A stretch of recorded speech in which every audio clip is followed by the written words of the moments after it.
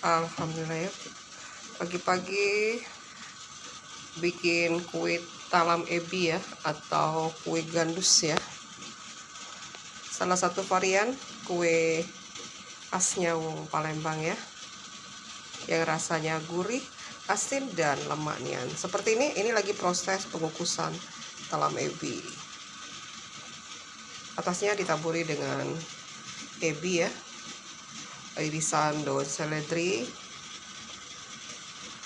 Nanti setelah matang kita tambahkan dengan bawang goreng ya, terus irisan cabai merah.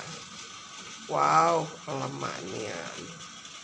Ini kue jajan pasar di Palembang ya, kue gandus.